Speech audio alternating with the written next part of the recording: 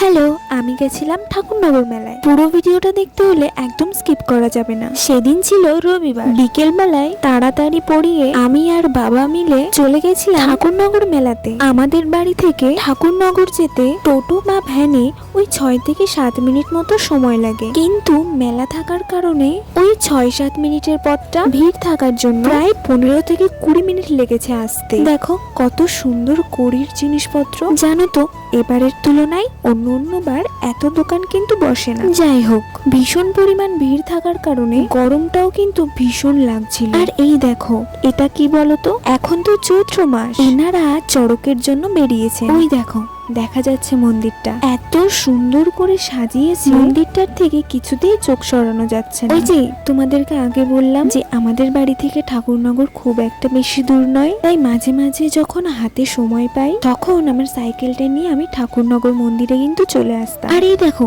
এই বাঁশিগুলো ছোটবেলায় না মেলা থেকে আমাকে এই বাঁশিগুলো কিনে দিত। জানো, আমি কিন্তু একদম ছোট্টবেলা থেকে আমি এই মেলায় আসি, বাবার ঘাড়ে উঠে না মেলা দেখতাম জানো। আর আজকে সেই বাবার সঙ্গে আবার মেলায় এসেছি। এই দেখো, এই ব্যাগগুলো এখানে ঢেলে বিক্রি হচ্ছে। কিন্তু জানো, আগের 2-3 বছর মেলাতে আসা হয়নি, কারণ এই সময় চলতো স্কুলে পরীক্ষা। দেখো এই বেলুনগুলো কত সুন্দর লাগছে না দেখতে। আমি না একটা কিনতে চেয়েছিলাম জানো, কিন্তু ফিরে আসার সময় ওখানে ওই লোকটা ছিলই না। বাবা, ওই যে গেট থেকে এই মন্দির পর্যন্ত আসতে মিনিমাম 20 থেকে 25 মিনিট লেগেছে জানো। আর এত পরিমাণে ভিড় যে নিজের চোখে না দেখলে বুঝতে পারবে না। মেলা শুরু হয়েছিল বৃহস্পতিবার, আমরা গেছিলাম রবিবার, তাও কি পরিমাণে ভিড় দেখো। এমনিতে গরম পড়ে গেছে, তাতে এত মানুষের ভিড়ে যেন আরো বেশি গরম লাগছিল। এই দেখো, কারা যেন এই মূর্তি কিনে নিয়ে যাচ্ছিল যেন, দেখে কি যে ভালো লাগছিল। এই ভিড়ের মধ্যে ওরকম দুটো বড় বড়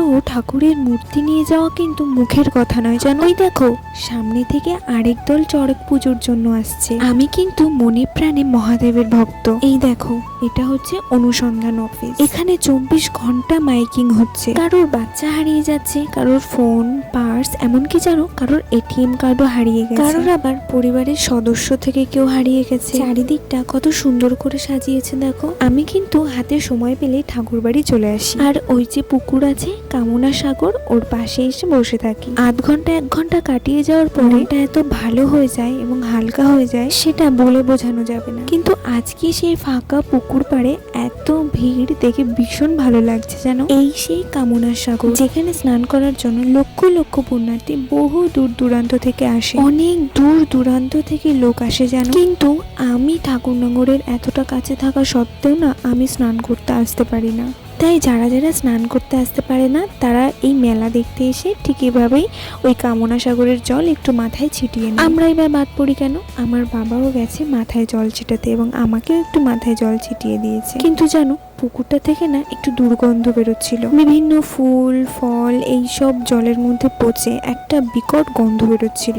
অনেক কষ্টে মন্দিরের পিছন দিক থেকে উঠেছে, আর উঠে দেখো আবার এনাদের সাথে দেখা হয়ে গেল। জানো তো, এই চৈত্র মাসটা আসলে ভীষণ মন খারাপ হয়ে যায়, কারণ আমি পরপর 2 বছর তারকেশ্বর গেছি, আর 1 বছর গেলে না 3 বার হয়ে যাবে। এই দেখো, তখন ঠাকুরের দর্শন খুব ভালো করে নিয়েছি, প্রণামী দিয়ে প্রণাম করে এসেছি। দেখো মন্দিরের উপর থেকে মেলাটা দেখতে কি সুন্দর লাগছে। ঠাকুর দর্শন করে মনটা যেন ভরে গেল। মনে হচ্ছিল এই যে এত দূর ভিড় ঠেলে মন্দির পর্যন্ত আসাটা যেন সফল হলো। জানো তো, এই ভিডিওটা না আমি অনেক আগেই দিয়ে দিতাম, অনেকটা লেট হয়ে গেল যদিও। শর্ট ভিডিও তো যেই সেই মন করলেই ছাড়া যায়, কিন্তু এই লং ভিডিওগুলো ছাড়তে না অনেক সময় লাগে। এডিট করো, তার ভয়েস দাও, অনেকটা সময় লাগে, একটা লং প্রসেসিং।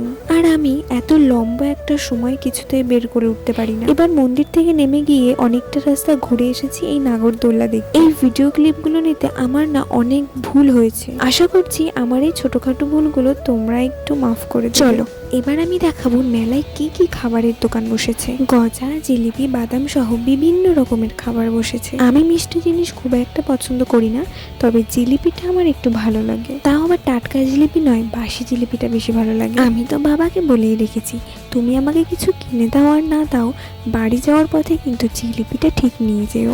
আর মেলাতে না 7টা নাগরদোল্লা এসেছে, কিন্তু দুঃখের কথা হচ্ছে আমি একটা নাগরদোল্লাতেও উঠিনি। এগুলো নাকি ধোয়া ওঠা পান। আমি পান খাওয়াটা একদম পছন্দ করি না, তাই এইসব পান আমার কোনোদিন ট্রাই করা হয়নি। নাগরদোলায় ওঠার জন্য দাঁড়িয়েছিলাম কিছুক্ষণ। নাগরদোলায় ওঠার জন্য প্রচুর লাইন পড়েছিল, তাই আর উঠিনি। তার জন্য চলে গেছিলাম কিছু খেতে। এখানে মোমো, এগরোল, পকোড়া, মোগলাই সহ প্রচুর খাবার ছিল। আমরা একটা করে এগরোল খেয়ে চলে গেছিলাম মেলার ভেতরটা ঘুরতে। কত সুন্দর সুন্দর কানের সহ বিভিন্ন কসমেটিক্স ছিল। এত সব কানের, গলার হার আর বিভিন্ন কসমেটিক্স থেকে মনটা যেন একদম ভরে যায়। মনে হচ্ছিল এখানে যা যা আছে সবই যেন কিনে নেই। কিন্তু দুঃখের বিষয় হলো আমি না কিছুই কিনিনি, কারণ জিনিসগুলো যতই দেখতে সুন্দর দামগুলোও না তত বেশি। তাই মন চাইলেও কিছু করার নেই, কারণ এত এত দাম দিয়ে আমি অন্তত কসমেটিক্স এর জিনিস কিনতে পারবো না। আমি সব দোকান ঘুরে ঘুরে না দাম করছিলাম যে যদি কমের মধ্যে কিছু পেয়ে যায়, কিন্তু তাও যেন কিছু নিতে মন চাইলো না। কারণ আমার মনে হলো যে টাকাটা দিয়ে আমি কসমেটিক্স এর জিনিস কিনবো সেই টাকাটা দিয়ে যদি আমি আর বাবা খাবার কিনে ভাগ করে খাই তবে সেটাই বেশি ভালো হবে। কারণ আমরা নিম্ন মধ্যবিত্ত, তাই 10 টাকা খরচ করার আগে না ভেবে নেই যে এটা ঠিক করছি নাকি এটা দিয়ে অন্য কিছু করলে বেশি ভালো হতো। এই পুতুলগুলো দেখো